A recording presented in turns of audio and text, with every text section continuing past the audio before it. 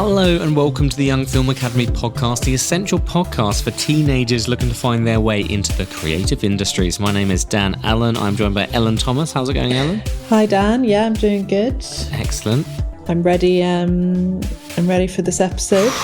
I am so ready. I'm so ready because we've got a bit of a legend on today, which we're very excited about. Who's like, you have heard of almost everything he's worked on, which is so cool, including some big recent hitters. And you might even have heard of him. You might even have heard of him for sure. Which you can't say that for too many people that work in the sound side of things. But that's who we're dealing with today. Ellen, do you want to tell us who we are chatting with? So we are chatting with sound recordist and production sound mixer Kiff McManus, who has almost 30 years experience in the industry, working in the sound department. He has worked on some incredible stuff, both non-scripted and scripted.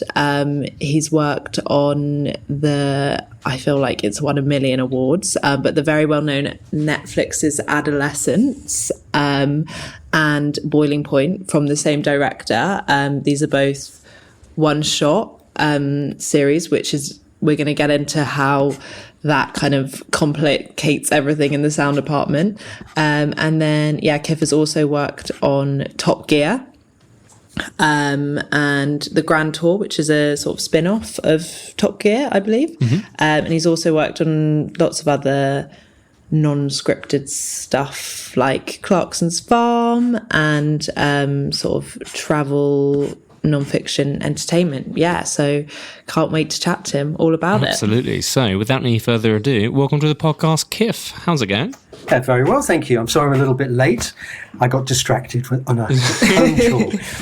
Absolutely. I heard the wall painting's going tremendously well, is what I heard. Tremendously. What colour are you going for? Oh, it's just white. It's just that I noticed, I was in the hall the other day and I thought, my God, this is disgusting. You just don't see these things. You walk past stuff every day and once you actually start looking, you think, oh, God. Especially with white, I'd say. Yeah. No, I had this at a friend's house. Like, I went to a friend's house and I was like, the state of everything is just quite gross. And I was like, I could never live like this. And I got back to my house and I was like, actually, you know what? Some of these walls could do with a clean, or the utensils in the kitchen and stuff. Yeah. I think when you're in it, you don't see it as much, I guess. So, anyways, as I'm not working at the moment, I thought, right, okay, let's just do this today. Yeah, absolutely. We're very excited to have you share your sort of wisdom with the next generation of people coming up in this industry. So it's very, very gracious of you. Yeah. I guess we should get straight into it because the podcast is all about kind of demystifying roles. So I think a good place to start would be like, what does a sound recordist and sound mixer do on set? Okay. There's sort of two questions, really. Yeah. A sound recordist usually works alone. Mm-hmm. Well, this is how I used to describe myself, as a sound recordist when I worked alone. And that's usually on factual programs. Mm-hmm. So you do alone. So basically you wear a bag, you wear your mixer, and you carry all the accessories and you boom your own your own stuff. Mm-hmm. So you're basically a one-man band. What's really nice about that is the teams tend to be quite small. So and I think it's very important if you work on it in a documentary type style with a crew. The crew is like one unit. It's not, well, I'm the sound man, so I don't pick up the light. It's we all have to pick everything up to get us to the next place, or to make this thing work. So it's very collaborative, which I find sort of a really satisfying way to work. So that's a sound recordist. Mm-hmm. A production sound mixer is someone who works on usually dramas or scripted television or film, and in that you have a crew. Like the sound mixer is the guy behind the desk, and the kind of the head of the team, and then under him you have the first assistant sound, which is someone who is the main boom operator. you can have, one, or for example, in Adolescence, I had 3 first assistants. And quite a lot of programs I've worked on, I've had at least 2 first assistants. Because if imagine a dialogue in an average office space between 6 people, they're going to be spread out. One man one woman trying to swing a boom over that area, very difficult to do. So sometimes, judging by the script that you're presented with, you think, okay, for this type of job, I'm going to need 2 first assistants. So that's a first assistant. And the key first assistant, so your main one, is also responsible for running the set. Now, the production sound mixer, he or she sits somewhere else with the mixer, and you have radio signals back to everything you've got on set. But on the whole, we don't make the decisions on the set. So it's the key first assistant's job to find out what the camera angles are going to be, find out where they can put a boom, if there are shadows going to be caused by that, then talk to lighting and see, is it possible to get a flag because you see that shadow on that wall? I really do need to get into this position, but as the lighting is, I can't. And sometimes the answer to that is, no, we can't move that light. It's really important.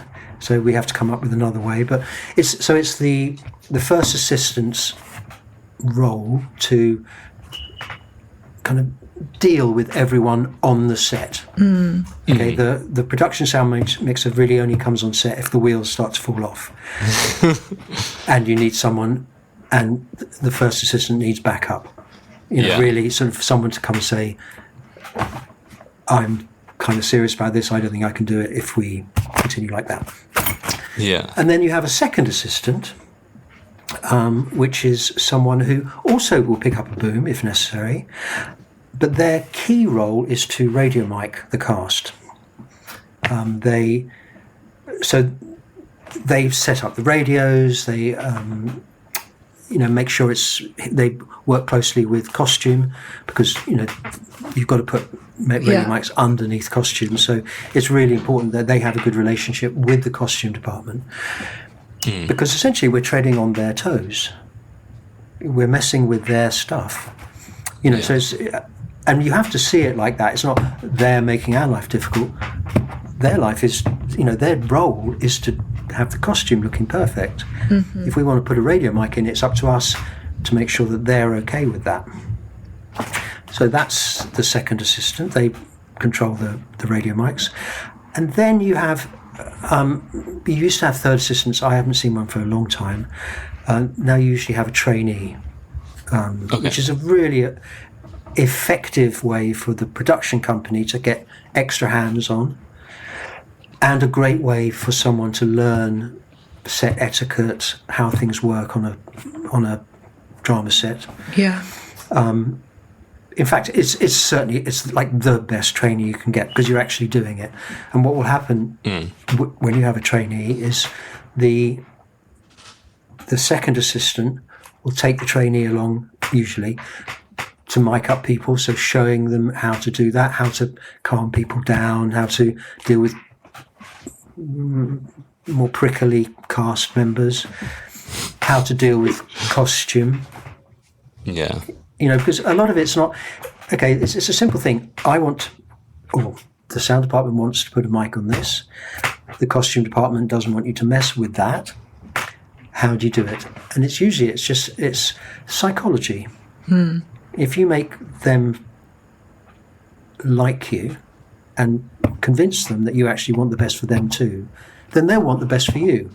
It's a sort of a mutually supportive relationship. Whereas if you don't do that, then you essentially have a conflict. And, helping us does not help them, and us helping them does not help us. So it's a conflict that can sort of really root itself quite deeply. So that it's really important not to do that. So that's one of the things a trainee will learn by shadowing the second. Yeah. And then also the first, if there's something simple-ish, we'll say, okay, I'll get the trainee to boom that. Like, I'm going to do these two. That one's sitting down there. I want you to boom them. And so they actually get hands on a boom, and they feel that, it's really getting heavy type stuff, and they learn how to stand with it and how to get along with it. And so that's what you learn as a trainee. Yeah. Now, that's the plus side. The negative side is it's not very well paid, and you do long hours. So, I mean, it's not that badly paid. It's probably 150 quid a day, which I think a lot of people go, well, that's not bad, but it's long hours. You know, you're really, as a trainee, you should be the first one there and you should be the last one leaving. That often isn't the case. Quite often, I'm the first one there. I'm not necessarily the last one to leave, but you know, it's long hours. You get all the shitty jobs. It's a question, we've left this in the van, run to the van, get that. Yeah. But that kind of goes with it. So those are the... Yeah. And what is I've wandered off. No, that was an amazing overview, and I think a good place to kind of start the episode, because we can now all know what we're talking about, because me personally, I was a bit foggy on those details. But so the sound mixer who's like not on the actual set, what are they actually doing? And I'm imagining like a box or a booth or something. Well, no, what you're doing is you might actually be on the actual set. Yeah. But what you don't do is you don't sort of... You're as close as you can get.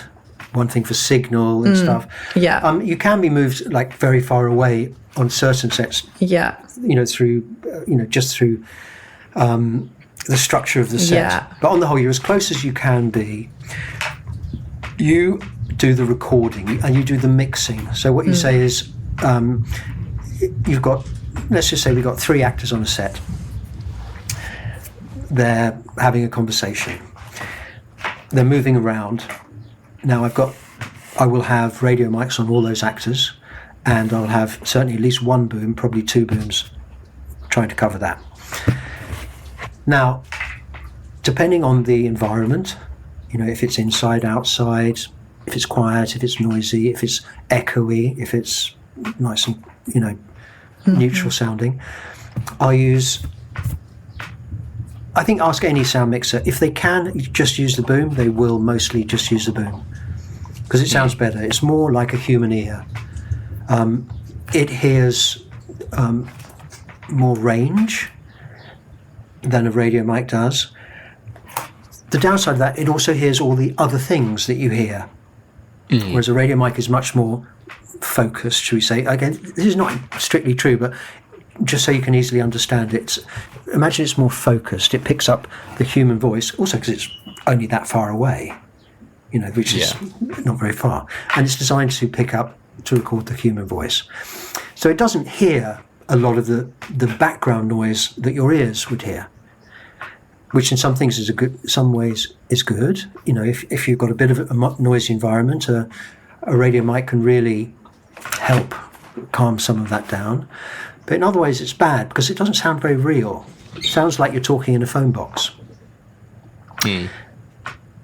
which isn't immediately noticeable if you see it on television, but something inside knows it's not real. You know, something is pulling you out of that being sucked in and completely immersed in what you're watching. You know, because something in your subconscious going, that doesn't sound real to me. So that's why I think all recordists, if they possibly could, would use a boom over a radio mic. But the real world just isn't like that. You know, quite often they're going to get a bit, while they're walking through that door, the boom coverage is going to get a bit wide because the camera's doing this move. You're going to think, am I going to need a bit of radio mic in there to sort of keep that dialogue sort of sharp and understandable? They could move into a sort of a slightly echoey room, and again, you know, the boom is going to pick up that echo much more than the radio mic, so you might sort of be pulling the boom down and pushing up that person's radio mic a bit more. Again, they can be sort of far away, and you sort of, as they're sort of getting further away from the camera, you might want to pull the boom up that's now sort of quite far away from them, just to give that distance. Because if you imagine, okay, I'll actually show you this. Yes, okay, please. now I sound, you know, I'm a bit further away from you. And now I sound really quite close, don't I? Yeah. Okay, you can hear that difference. Now, the big problem is if I sound like this when I'm over in that corner, again, that's something in your subconscious is going to be telling you that that's wrong. So what you need to do when you're seeing someone sort of move back in frame, you need to, okay, the boom might not be able to follow him, but then you'll use the boom quite far away to add a little bit of space. You still keep the radio mic up, but by pulling in the boom, you're adding space. They sound a little further away. So that's what you're doing. You're basically trying to record sound that makes sense with what the camera's seeing, and that I was just going to involves ask if it's sort of about. like. Yeah, I was going to ask if there's an element of like just recording the scene sound, as it were, versus taking on board the camera's point of view. But it sounds like you are sort of doing that with your sort of like mix that you're doing on the day. You are being mindful of the visuals. It's not just you're not just there to capture all the sound pristinely. You are creating it's almost impressionistic as well in a way. Yes, you're okay. Like so many things that one sort of states as a fact. Yeah. No facts are actually 100% true. There's things like because you've got clean feeds of all the people's. Exactly. Yeah. You are recording everyone in isolation, and that's as tight as you can get them. So you're trying to get all that sound. What you're trying to do is interpret it in a way that that makes sense when combined with the pictures. However, what on scripted work, what you have to remember is that sound is going to go to post-sound production. And one of the first things they're going to do, especially if it's a higher budget thing, is chuck away your mix. And they're going to do that again. Yeah. Because the thing is, we're doing a production sound mixer is essentially doing this on the spur of the moment. The cast are doing slightly different things each take. And then possibly they're being encouraged to do slightly different things by the director each take. So each one is a bit different, and you get one go at that take. Okay, you might have lots of takes, but you only get one chance at that take, and it's happening in real time. Now, sometimes, if you're good at it, you're going to get it pretty good. But not all the time, and also you don't have time to think, you know what, instead of pulling up his mic, because he's sort of like in an uncomfortable, strange position, her mic, she's really close to him and she's completely still. Why don't I pull up her mic? Now, I don't have the time to do that, because if I get it wrong, it's just so wrong. Yeah. Whereas in post, you're looking at the pictures, you're going, he sounds a little bit muffled by his thing. I wonder what her mic sounds like. Play that back. Actually, her mic sounds good. Let's give it a try with that. Actually, that does sound better. Oh, do you see what I mean? They can just keep coming forward, going back, coming forward, going back, trying stuff out. It might sound pants, but it might be perfect. So that's what... Now, the reason that, shall we say, people like me's mix is important is that is what the director, the producer, and essentially all the people paying for that movie are watching. I was going to ask, actually, that literally is what I was thinking in my head. It was like, are they hearing your live mix, or are they hearing everything equal, on set with their headphones? The director is hearing your mix. Wow. So no pressure to try things too radical. You need to, but the thing is, you can't stuff it up. You can't say, let me just pull down his mic and push up that one. Because suddenly his mic will drop out and, there's something will be sounding really different. Whereas if I'd started it from that, I could possibly hide it in the mix. But if I just go, him down, her up, it's going to jump all over the place. The director's going to think, I don't know what's going on. I've got to make a sort of a nice sounding, and something that also, and this is really important, encompasses the emotion of the scene, the momentum and stuff like that. I've got to try and give it all of that and make it sound smooth. That is for him, her, or them. But also, very importantly, it's for the people paying for it. Okay, that the daily rushes, or certainly the weekly rushes, are being sent to the people who are actually financing this budget, this movie. And if they think this is shit, they're going to think about whether they want to keep financing it. So that's what I think. That's what a lot of our work is for. It's for, or at least keep financing the sound department, or at least keep financing the sound department. Like, the rushes look good. It looks good, but we're going to get rid of these guys. I mean, possibly. But, so, really, what we're trying to do is show that this can be great. This can be emotional. This can be dramatic and gripping, and all these things. If we can keep convincing the director, the producer, the execs that this is actually working, we keep making the movie. If it's terrible, then perhaps we don't. Now, what happens then is, apart from doing the hot mix of what's happening at the time and trying to make that sound as good as you can, and also, if we're being a bit big-headed, perhaps suggesting something to post by trying something that we think's a cool idea, and post going, actually, that is quite a cool idea. Yeah. So, but other than that, what we're also doing is, I find it's like we're shopping. Someone else is going to cook. Now, I need to know exactly what you're going to cook, and I need to have my ideas about what makes a good, let's just say, a cake. Yeah. What makes a good cake? What sort of things? Also, what interesting little things possibly I can find in the market that you might be able to put up in the cake to make it even better. But essentially, I'm getting the ingredients, and I'm sort of mocking up a cake and going, look, it could be like this. But then it goes back to the chef's kitchen, and the post-production sound takes it all apart and goes, right, let's try it with this much of this. No, let's try it with a bit more of that. Ooh, getting better. A bit more, too much. Okay, found that. Now this thing. They can go through it again and again and again and polish it until it shines. But you have to get all the right ingredients. Otherwise, if you don't get a bit of dialogue, then it's, okay, ADR, which is something that happens quite a lot.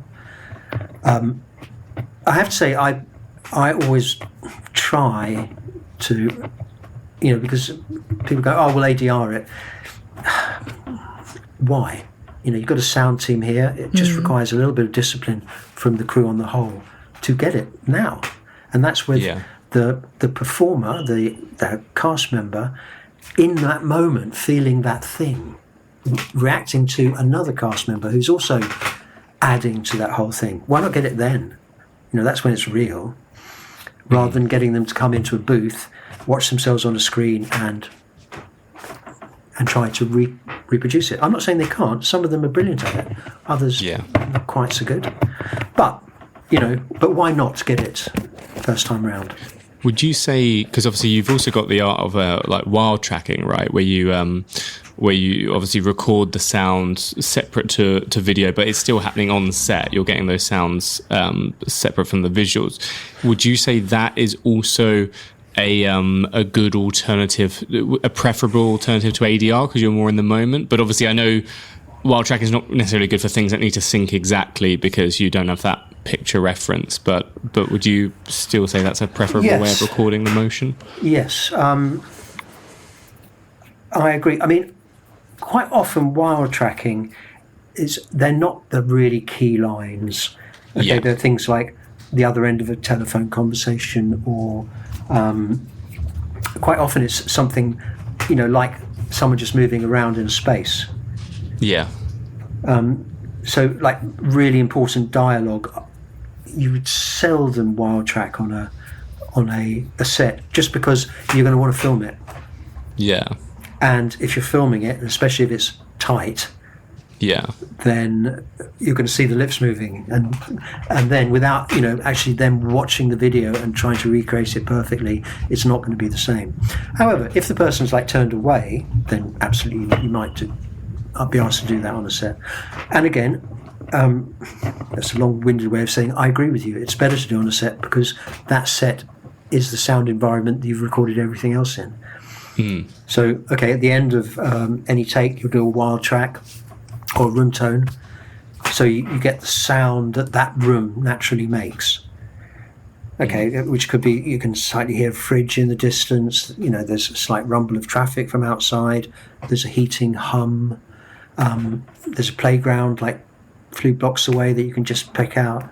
Or the weather. It's raining outside or it's windy.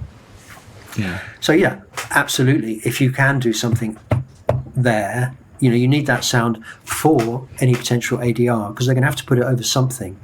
You can't have a room that sounds like a normal room and then suddenly completely clean sound and a voice and then that room back again. It would jump out at you. Yeah. I think whilst we're on the sort of the setup of capturing sound for drama, like for fiction, I wondered if you could talk a little bit about the challenge of working on something as complex as Adolescence or Boiling Point, because to me that seems like the most challenging of environments for sound in a way, because you've got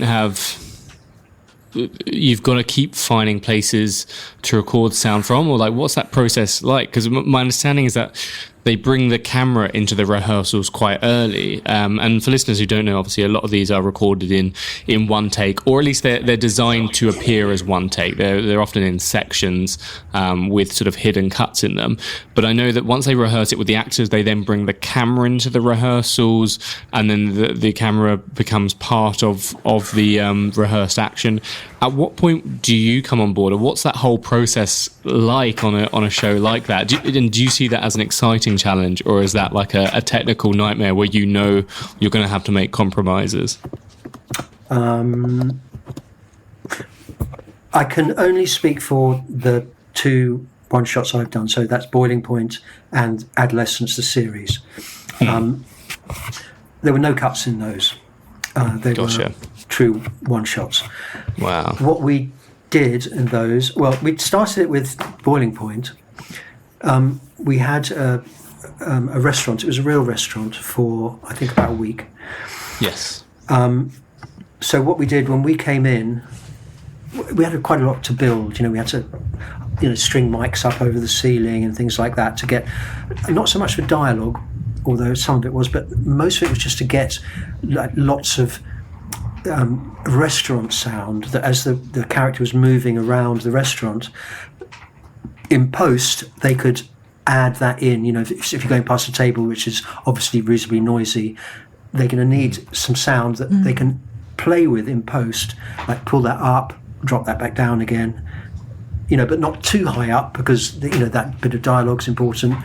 So there's lots of things that we need to get on that shopping list, shall we say. But what I did immediately was I put my first assistant. I only had one first assistant on Boiling Point.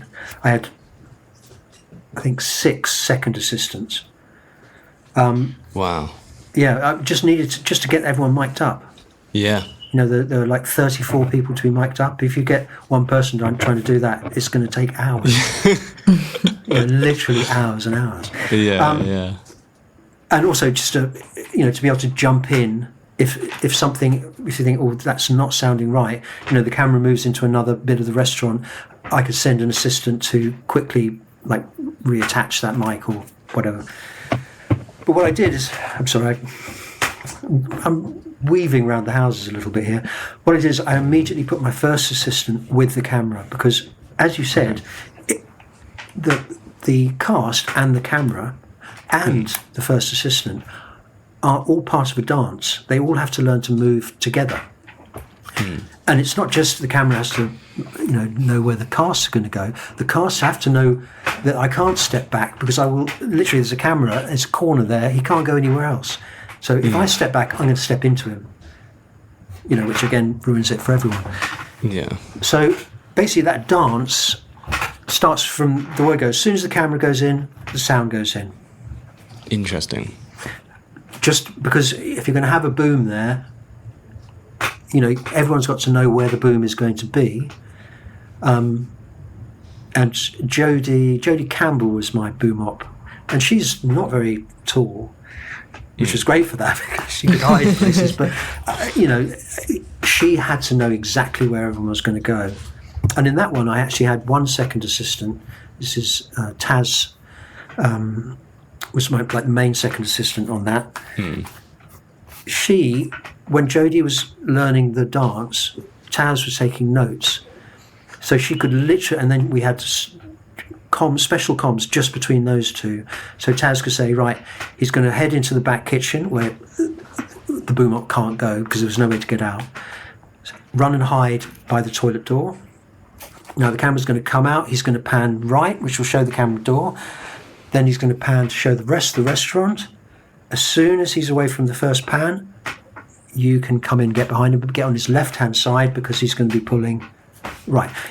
All through the hour 15-minute thing, Taz's voice was in Jodie's ears going, now be on his left-hand side, now be on his right-hand side, now run away and hide. Because it's a lot to remember.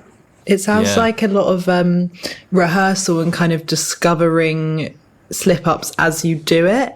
And I heard actually that on Adolescence that on one of the locations the floor had to be replaced.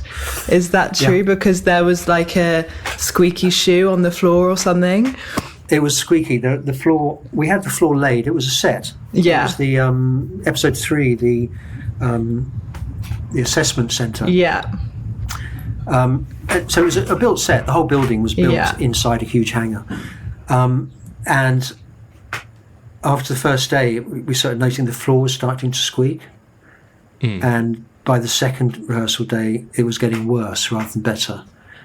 And so we recorded it, and we got together with Post and said, look, I don't think there's anything you can do about this, but is there, can you get away with this? Do something in Post? And they said, nope. So he went to the art department and said, I'm sorry, but you're going to have to change that floor. It's a horrible thing to have to say to somebody. They just built the bloody thing. But and the floor's pretty crucial part of it. It was that one room was the whole episode, really. And the cameraman and my 2 sound boom ops were continuously circling the room. Yes. If that's squeaking, that's going to be all over it. And is that something that if it wasn't a one-shot production, that could have been, the floor wouldn't have had to have been replaced, or would that have been a problem anyway? It would have, I have to say, it would have been a problem anyway. You could possibly have got round it by just saying, if we're only shooting this way, the 2 boom ops can be static, but then the cameraman would move. And if the cameraman was causing those creaks, it would have been a problem. So it's not just one shots that something like that. Sometimes, none of us are, well, actually that's not true. Some of us are divas, but most of us aren't. And most of us will really try and get around things like that because, art department has also got a million other things to be doing rather than just running around solving the problems for the sound department. But you have to know, and this is why you don't bother them about things you don't need to. When you do need to, they've got to help. So you don't want to be crying wolf when one day there really will be a wolf, No, I love that. The thought of trying to remember the whole thing anyway sounds crazy. I think, when you're an actor, I don't know, you imagine getting lost in it.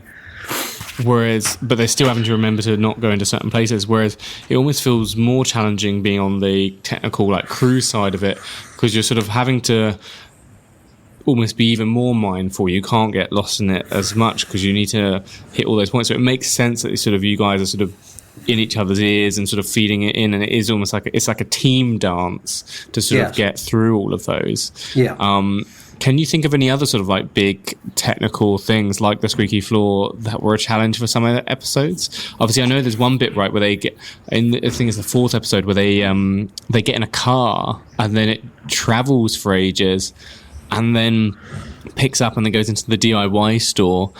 How was that? Was that the biggest in terms of distance you've had to cover for sound? Are you guys just all jumping in a van and whizzing over there as fast as you can? There was a couple of times, but you're right. The fourth episode was in kilometres. It was definitely, that set was pretty big.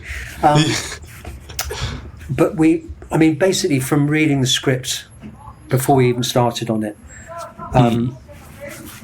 Rob and I, Rob was the other mixer on this. We worked as a duo because it's, what can I say? With such a huge number of cast in an episode, like I think there was 36 cast members or something in speaking cast members in episode 2. I can't even remember how many there were in episode 1. And 2's the school episode, isn't it? 2's the school, yeah.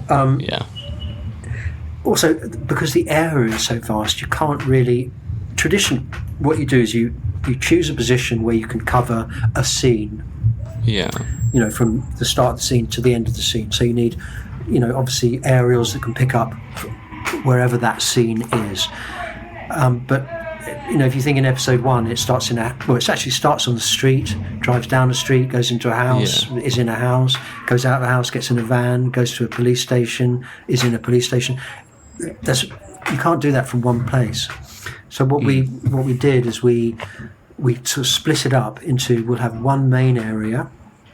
So episode 1, that was police station. Episode 2, that was internal school. Episode 3 was, again, internal, that thing. Episode 2 was a bit different. And episode 4 was internal house. Yes.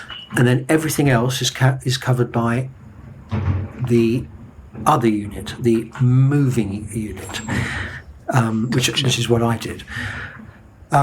So what we did is we just said, okay, the lines are, one mixer needs to cover everything within this house, radio signal wise, and whoever's not in the house covers everything else radio signal wise.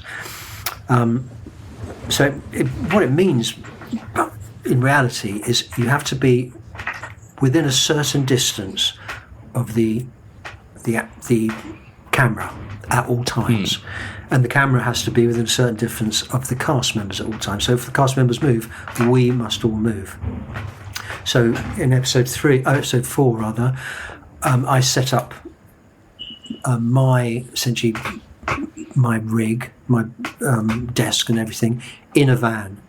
And we also had Video Village in that van, because obviously the director needs to know what's happening at other positions as well. He can't just be sitting at the house going, I wonder what's going on in the other part of this my movie. So he's got to be able to see. The rest of it's going well. Yeah, exactly. So, it became clear when we first read the script we were going to need to do this. So we sort of had a van, which we set up as my essentially mixing area and as Video Village. And then which we parked outside the house. So every time someone pops their head out the house, it falls into sort of my lap. Every time they pop their head back in, it falls into Rob's lap. And then when their van, when the cast members get in the plumbing van and they drive off, we're driving ahead of them. I've got aerials in the van pointing backwards, so we're picking up all that stuff. Then when we get to the hardware store, the initial plan was we'd park in a position where my aerials would be able to cover everything in the hardware store. But once we started practicing it, the camera could see where our van was parking. And the director didn't want that. So he said, okay, as soon as we get them there, I need the van to then move to another position and park there, which meant I couldn't get signal inside the hardware store. So what we did then is, apart from my main mixing desk, I had another mixer strapped to me. And so as soon as we arrived at the hardware store, I jumped out the van, pulled down all the faders on the main mixer and just pulled up one, which was a send from the mixer that I was wearing. And then I followed the action in to the place, mixing it as I went along, and then what I was mixing was being sent back to the van so the director could hear, and probably more importantly the first assistant director could hear, because she was the one who was having to cue all the people, okay, they're going to do this now, okay, no, cue that, cue, all these other things that are happening. So yeah, and so basically what you have to do is you have to make sure, I mean, it's as simple as that the sound mixer is a certain distance from the cameraman always, and the cameraman is a certain distance from the cast, and the sound mixer can send the audio back to the director and the first assistant director. So yeah, that's how we did it. You know, I mean, just an amazing sort of technical challenge, man. That just sounds. I have to. This is maybe more of like a locations question on it. Just, you know, at the end of episode 2, the camera sort of like pans, like it goes into like a crane, or not a crane, it's a drone, and then it lands back down somewhere else. But there's still loads of traffic coming through. I assume that was actual real traffic, right? That was actually us. That was the traffic. Was all you guys as well? Well, no, it was. I mean, the only traffic you saw was a white van, and that was us. Oh, I see. Oh, because what happened is because I was thinking, how much of an area did you guys block off? Is what I was trying to work out. Because you can't. Well, when you go on locationswebsite.com, you can't book a village. We did have a roadblock past the where we drove to, but it was only put into place when we came outside the school. So it was rather than the whole episode. Yeah. You know, also the road outside the school where we had where the detective chased the young lad up the street, and then they cross over. Okay, again, that road was blocked off for that because we had stunt cars and a stunt motorcycle, you know, to almost have the punch. And it's insane. Do you enjoy that check? Sorry. Are you sorry? Did I enjoy that technical challenge? Like, does that excite? I mean, is that what makes it fresh every day? Is sort of having those challenges you haven't met before? I mean, episode 2 was, because the thing is that was not the end of episode 2 until Wednesday. Yeah. We had Monday to Friday to shoot it. We did 2 tries every day, and on Wednesday we still didn't have a good one. And then that's when they changed their minds and said, actually, we want not just the drone, because the drone originally was just going to go up in the air, fly, and then stay in the air, and then look down at the crime scene from hundreds of feet up. But the execs and Phil, the director, said it'd be great to get Stephen Graham in there. But to do that, we need to land the drone, which is, I mean, I've never ever done that before. Yeah. You know, like launch the drone, then land the drone, then take the camera off, and then do another bit afterwards. I'd never done that before. I'm not sure how often it's done, but it's quite hard. I know, I'd never seen it before. I think that's what, because you think, oh, we're going up into the sky, and you're like, oh yeah, nice. Let's end the episode with this glorious sort of white, and then you're like, oh my god, the show's still happening. Like, wait, and then I was like, how many of these people are we seeing in this drone shot are in on this? You know, like it was. I mean, that's insane. What we did. It was because we had to figure out from Wednesday to Friday. We had to figure out how we're going to do this. So what we did is the crew who were basically outside filming that last bit by the school. So I don't know if you remember, but essentially, Detective Bascom kind of has a moment with his son. They sort of get back. They're trying desperately to reconnect. They get in the car. Now, as soon as they get in the car, there's a crew outside. So there's me. There's at that point just one boom op. There's the cameraman, and there are 2 grips. Oh, and a focus puller. So what happens is, as soon as they get in that car, I backed off and got into a van, and I'm mixing the car, and then as soon as the car pulls away, Kyle, my boom op, as soon as he's got that sound of the car moving past, he backs off and gets into the van. Then the cameraman follows, the camera moves, goes up to the road, and there's the murder girl's best friend, who's at that point looking around, realising that she's alone. Her best friend will never be back. And as soon as he's got that shot, the drone, 2 grips run across with the drone, lower the drone onto the camera house fitting, and then as soon as they've got that, cameraman lets go, walks backwards, jumps in the van, and then as soon as the 2 grips release the drone, they run back, jump in the van, then we shoot off. And then you can actually, in that drone shot, you'll see a white van just driving down the road. That's us. Yeah. Go. When we get to the leisure centre car park, Yeah. pull in against the building, and then in exactly the same order that we got in, the two grips rush out the van, grab the drone, cameraman runs under between them, picks up the camera, they release the drone, and he's on. My boom op runs to get over the camera. Absolutely. And I run behind them with the mixers. So it's not even a different crew at either end. It's like it's the same We'd run out of people crew at whizzing that over. point. We used. I mean, that was a monster scene. That one. Yeah. So we just didn't have any more crew to sort of send there. Did the pressure get higher? Like the better a take was going, I'm just imagining it being like, oh my god, no one mess up, no one mess up, and then just that almost reaches boiling point by the end of the episode. I don't know. I mean, sort of. Yeah. Sort of. You really don't Did want you have a anything sense to of go when it wrong. was going well, and you were like, okay, we're You're going like, to don't mess On the mess whole, this it was, one up. apart from episode 2, usually because each episode we had essentially 5 shooting days, so 10 attempts at it. We do it in the morning, we do it in the afternoon, and usually by Tuesday or Wednesday we'd have at least one. You think we could use that one? Yeah. We didn't necessarily, and we didn't stop because I think by Tuesday on episode 4 we had one that the director was thinking, I think that one's the one. Yeah. But then the very last one we shot on the Friday was just, I think because it was the end, and Stephen Graham just poured everything into it.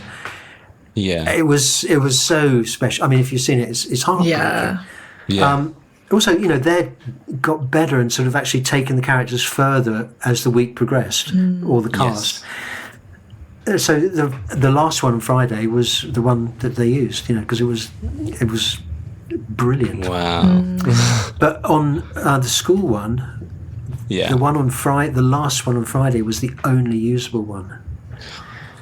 So it had to be that one. To work. Pressure. That must have been. Was the pressure higher, or did everyone not know that was the case, or had that been? I think we all did, but we were so locked in on it at that point. Yeah. That I don't think anyone really let it get to them. But that was a deal breaker, that one, because we couldn't keep the school any longer. Sure. We had like 300 odd extras in that school that we'd had all week. But then builders were coming into the school the next week, so it's in some holidays, so we couldn't keep filming that one. So it was then or never. I mean, I'm just not sure what would have happened if we'd have crashed that drone or dropped the camera or something like that. Yeah. Did you have any moments where you had to do like a panic, like mouthing of something or a whisper, or was it stone cold silence? Or did anyone have a moment like that when you sort of had to mouth something to be like, get out the way? I can't really. Well, I mean, sort of. We had comms, so if you'd see someone, you'd be watching the thing, and if you saw someone's boom, like getting a bit perilous, you'd be boom, boom, boom, boom, boom. Yeah. So that sort of thing, yes, but no, I mean, because the thing is, mistakes were made. Yeah.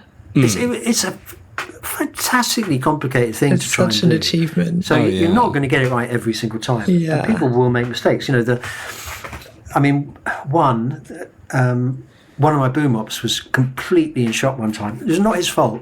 Yeah. But he, basically, Stephen Graham, as he came out the house, it was when they're taking the child, Owen, out of the house to put him in the custody van to take him away to the police station in episode 1. Stephen Graham came out the house. He sort of walked around something that hadn't been there before, which forced the camera further out, which then, when my boom op was standing to catch them coming round, it just literally went straight. You could see him standing there going, oh, yeah. And at that moment, we probably should have dressed them as police officers. That's probably what you were thinking. Some of them were dressed as police, but some of my people were dressed as police. But But the trouble is, if you're standing there holding a boom like this, even if it doesn't matter what you're dressed as in that moment, does it? It's game over. And at that moment, you continued shooting the full take. You Yes, never we stopped. did. You'd never cut for anything. No, I mean, if You it's just take something- the mistake. Yes, because I mean, the way we looked at it is, okay, one thing, it's another rehearsal. Yeah. Yeah. Pressure's off a bit, because we're not going to use that one. So might as well rehearse, finish the thing. Yeah. Because also you might find another little problem later on. Yeah. Again, okay, that Yeah. we could correct because we now knew it's a potential problem. But, who knows if there's going to be another one that you're going to bump into further down the line. If you just stopped there and go, okay, well, forget that, you might not learn something that you really need later on. That's really So, no, good we point. keep going. The only times we stopped were, one, if it went wrong, like immediately. Like in episode 1, I think we had like 6 starts and one thing. Because, the camera's, comes off the Bascom Industry, he's getting in the car and then goes down to the window and they lost focus, or as it went onto the crane arm, it juddered. And that, you're 2 minutes in, it's easier to reset. Yeah. So for that, we'd reset. And then another time we lost the lights in the police station, I think. The lights just went out. And then they tried to style it out. Yeah. Because at first the lights just dipped and then went back up again, and someone sort of made a comment of bloody electricity in here is rubbish. They really tried to style it out. I like that. I like Yeah, that. a little But bit then of they went out improv. completely, and everyone just went, I think we just have to cut here. But also the other thing is, because like the actors would sometimes, muff a line or get, say the wrong line at the wrong point. But the other actors would then sort of try to help them get it back on track. Yeah. Because, the viewing public doesn't know what the script really is. And people don't speak completely rationally all the time. As an example. Yeah. So, it doesn't matter providing no one goes, oh shit, I forgot my line. 100%. So, there were definitely bits in there that weren't necessarily scripted. Yeah. Yeah, I love all of that. I feel like we have to ask you about obviously the non-fiction side of things as well, because you're also a maestro from the I don't know what do you call it, factual TV? I'm thinking of obviously Factual, your Top Gun and your Top Gear, and Top Gear. Sorry. Top Gun. Top Gun. And, I think that's non-factual Top Gun. and Grand Tour, obviously, the factual accounts of Top Gun, and I wonder sort of what the big difference is for you and what the challenges are like and how they differ between that medium versus drama.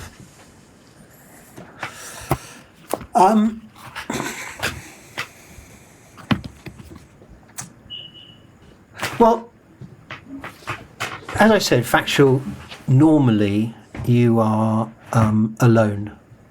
Factual, you don't have assistants. With Top Gear, that was unusual in that respect because we had one mixer, so someone like me, for each presenter. Oh wow! Okay. Because we needed to, because what would happen is, they'd all be in cars. Yeah. So one car would break down and someone would have to stay with them. And possibly a second car would break down somewhere else. Someone would have to stay with them. So we needed that redundancy. Because although the fun bits were often all three of them together, a lot of the fun bits were actually where one of them would go off and do something by themselves. So essentially there are 3 stories you're covering, and we each covered like one of those 3. What's the difference? I mean, factual is much more like a one-shot, to tell the truth, because it's stuff is going to happen. You just have to get it, and you have to think on your feet. Whereas a drama is rather scripted. Is you work for the scene. So, for example, say someone comes out of a house and walks and gets in their car. The scene is from them exiting the house to them getting in the car. That's all you're doing. So you set up to cover that particular bit. You know where the camera's going to be. You know what the march of the thing, and you probably do it on different sizes. But you know exactly what's going to happen. It starts here, it stops there. Yeah. Factual, it doesn't stop. Sure. And actually, a one shot doesn't stop either.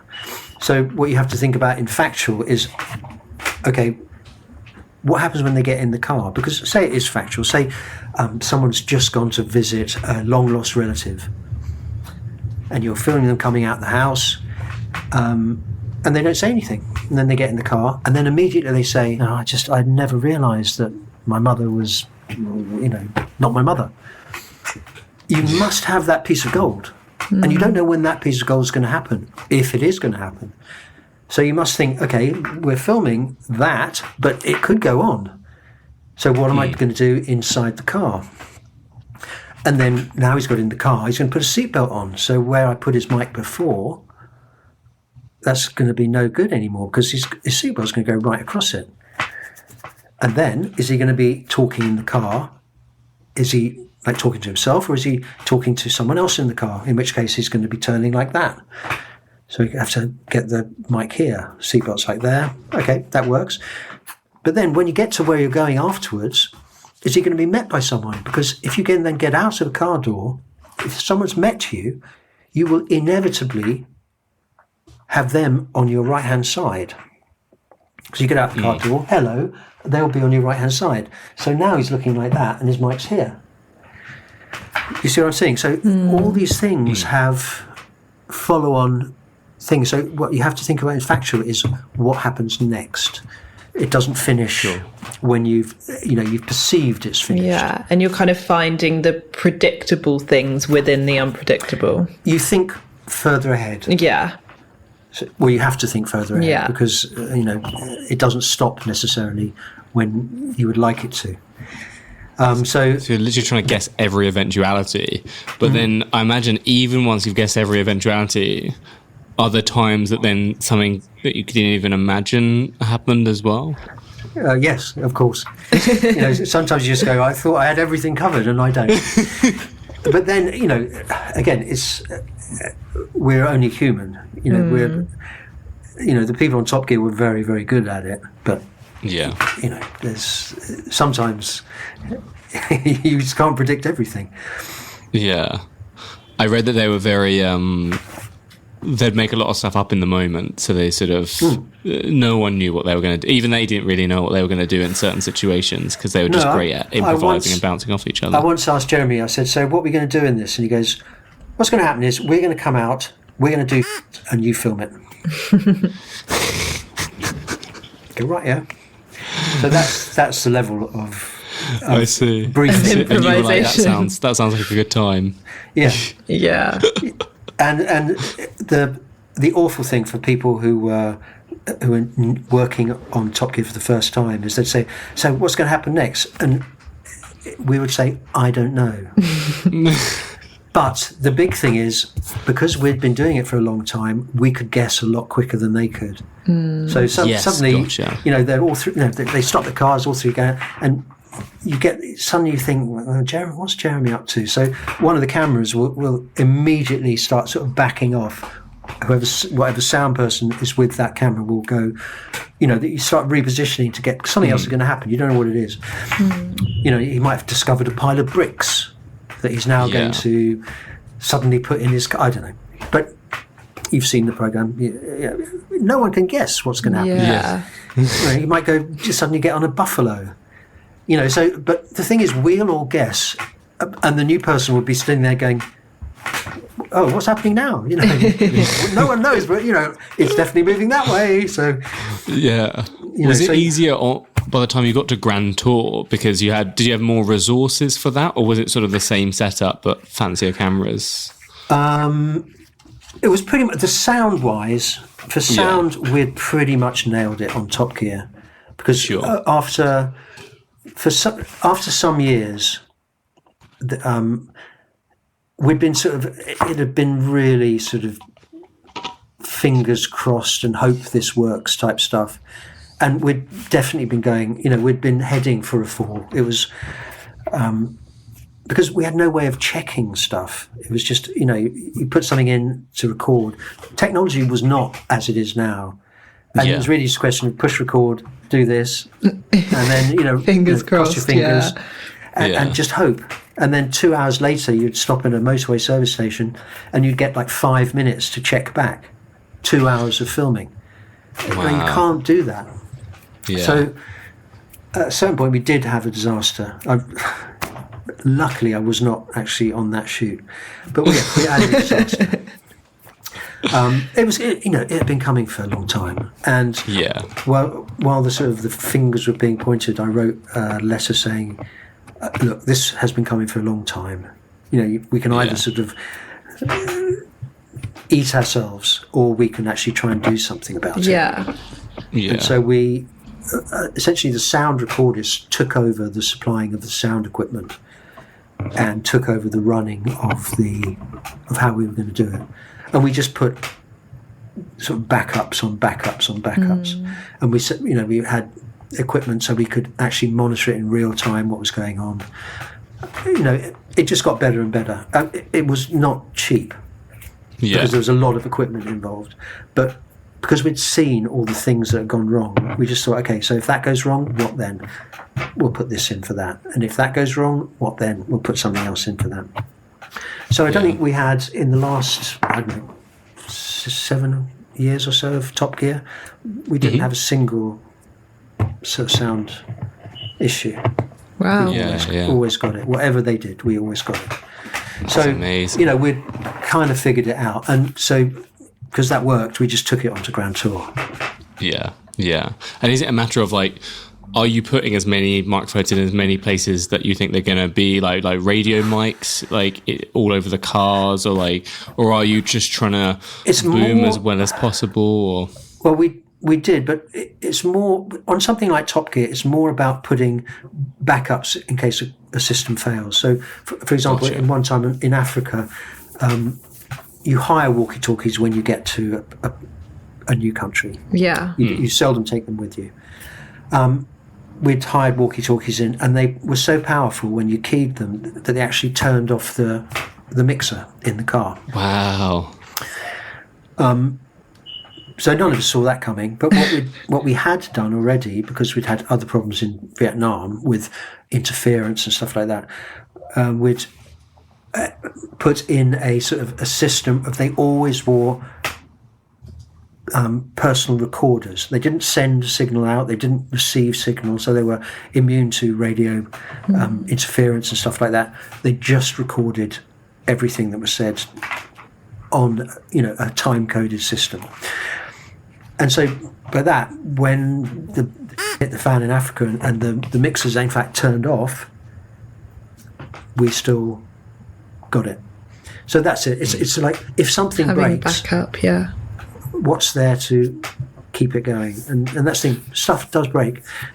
Strange things happen, and you just kind of have to be ready for it. Because at first, when you were saying backups, I was thinking, backing up of data, but you just mean backups of actually the recording. Something if else the recording fails on the yeah. actual devices, how are you going to still capture sound when the sound equipment goes down? Yes. Which is that's a whole thing. So because you don't have that sound time. equipment is the answer, but something that's different. Because just having two mixers in the car would not have helped. They'd have both turned off.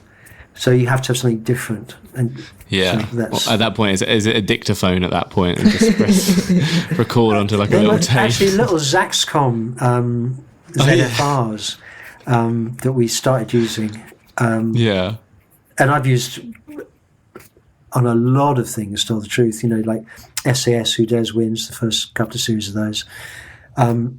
They're when you really, when the worst comes to the worst, those things will probably keep going because they've got nothing to interfere with them. It's a closed system, providing it's got batteries and you don't rip the top off the microphone, you're probably going to be okay. On those non-scripted shows like Top Gear and SAS, have there been times where it's difficult to get a mic on someone or to actually get a mic into a situation because I'm trying to think of an example, someone sort of swimming or they're on the side of a mountain or things like that, and what kind of unique solutions have you had to come up with? Well, SAS was a good one because they kept running the sort of the recruits on base is essentially a rig show.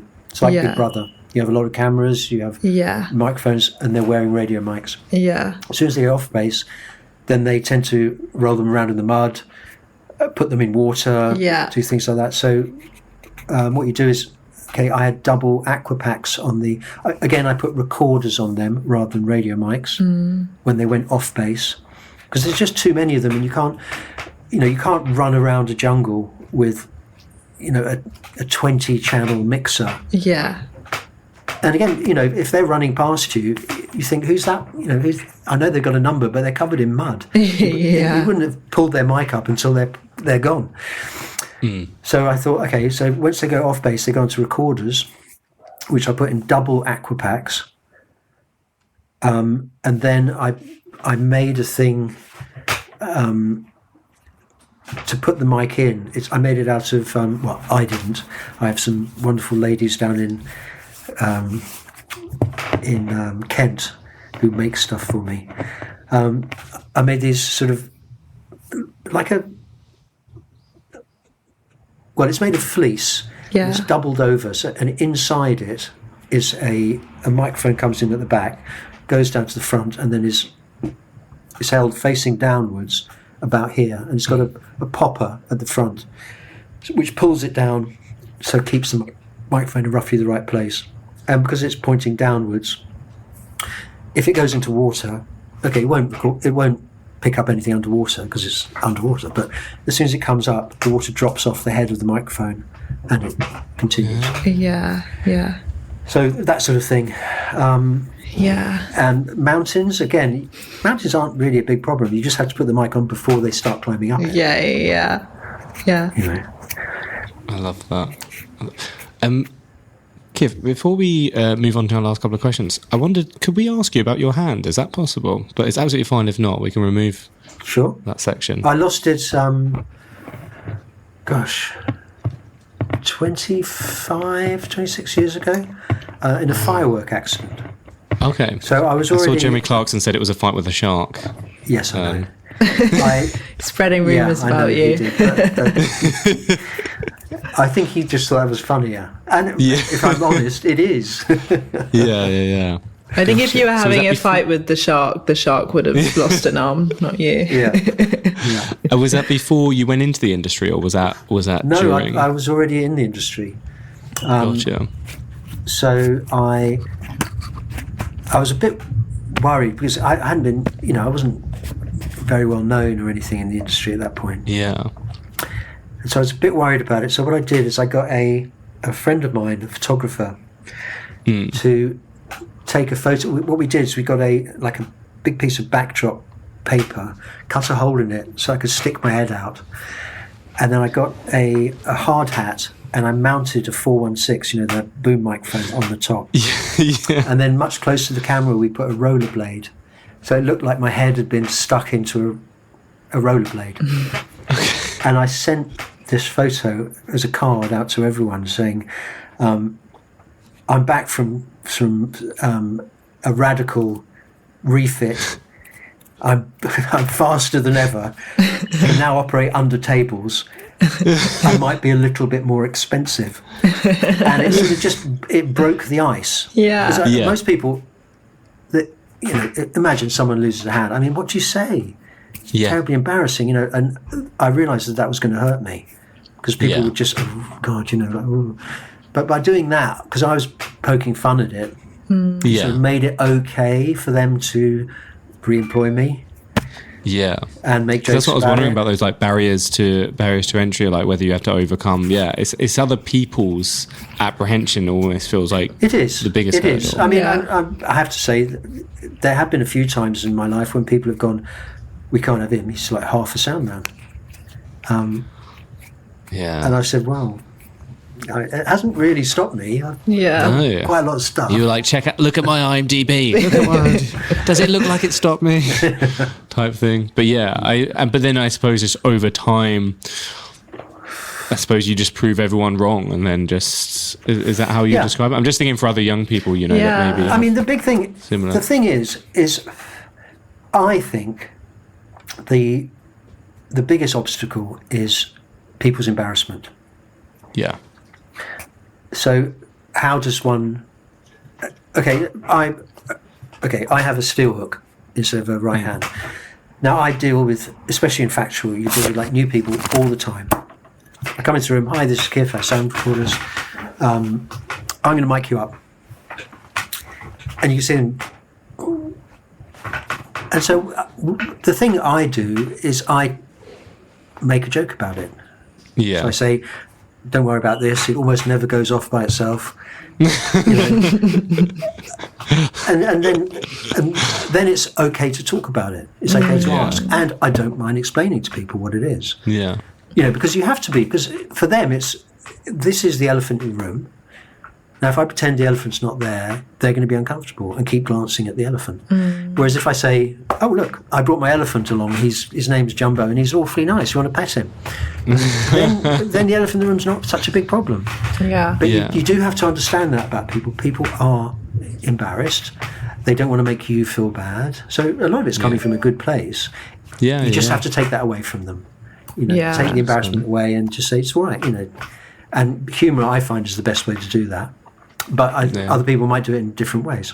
Yeah. Yeah. No, I love that. And I think that's a really meaningful thing to say and to share with, like I said, advice, audience and other young people and stuff as they sort of enter into the industry. So no, thank you. So our last two questions that we ask all of our guests is, which I think Ella might have prepared you for, is what were you doing during your teenage years that maybe didn't seem useful at the time, or maybe did, but set yourself up for what you do now? And then also, what advice would you give to that teenage version of yourself? This is a difficult one because I didn't start doing this from young. I was already in my 30s, I think, when I sort of came into TV. I did a lot of other things first. What were you up to first, if you don't mind me asking? Quite a few things. I was a custom coach painter. Okay. I was a door-to-door salesman. I was an English teacher. I was a laundrette magnate. And I was a professional diver. Wow. So lots of things. Basically, I just did things which occurred to me at the time, seemed fun. Yeah. Or seemed like a good thing to do, would allow me to travel or, you know, whatever. To young people, I would say you don't have to choose forever. Yeah. Just choose for what makes sense for you now at this moment. What are you interested in? And don't stress it if you think, oh, but is there a real future in that? There doesn't have to be. You might just do it for a few years. But you might learn lots of things doing that, whatever it is, that you'll then leverage in another job that's completely different. Every skill you learn is a useful skill. And if even that's just about yourself, like learning how to work hard, learning how to organise yourself, learning that the job's not finished until it's finished. You know, I've just been painting my hall, and like a lesson I learned from when I was a coach painter is you start preparing something and you just think, oh God, that's enough, isn't it? If you straight your finger along it and you still feel that lump, you go, it's not enough. And I can just walk away from that and just, I'll just paint it, and I'll see that lump every single time I look at it. Or you just keep going. Yeah. All these little lessons. So whatever you decide to do what you want to do. If it's something you really want to do or really interests you, then I'd say go for it. Yeah. Don't panic if it doesn't seem like a long-term future thing. Yeah. Because almost certainly you won't be doing the same thing in 30 years as you're doing now. And I think it can be easy to obsess over taking a certain path and doing a certain sort of route. But as we learn from speaking to like everyone we have on the podcast, there's no blueprint or like map or route that you should take or will take you to the right place. It's like you say, it's sort of taking it as it comes and also being open to just different things. I think that's an extremely good point. It is. You're taking it as it comes, and that's the thing. Be open when another possibility comes along. Yeah. You know, you might get a job as, you know, a runner somewhere, and then you might be offered something in a completely unrelated sort of part of the industry. If it appeals, go for it. Yeah. I mean, who knows? The idea that sort of we all know exactly what we want to do when we're young is nonsense. We might think we do, but that's only because we're stupid. Really. I mean, I was. You don't really know what you want to do, but you know what you want to do now. Yeah, that's amazing advice. I love that. Kiff, thank you so much for your time. This has been so eye-opening and memorable, so thank you. Thank you so much.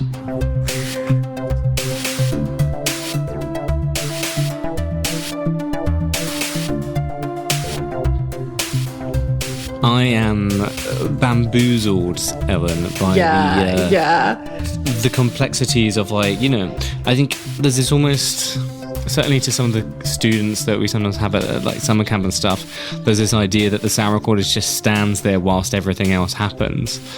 Yeah. And I think we have heard firsthand how far that is from the truth. And how many problems there are to solve and how involved in the dance you are, if that makes sense. Yeah, no, definitely. There were moments there where I was sort of just stunned, sort of trying to wrap my head around the complexity of it and being like, okay, well, if this happens, then that happens. And it's like, just sort of coordinating all of it. And it doubles down, really. I already sort of knew this about sound, but that it is so important and like integral, and it is so complicated as well. And you're not, like you say, you're not just the person sort of standing there with a like headset and a recorder and stuff. There's so much more to it, and it is sort of a giant beast in itself. And I think because sound's job is to be so undercover and be kind of so natural that it makes people forget about it, that people sort of do forget the intense work and thought that goes into it. Oh no, absolutely. Absolutely. And also just like the differences as well, like it's the same thing, but it is also a completely different thing when you don't know what or the person you're recording is going to do.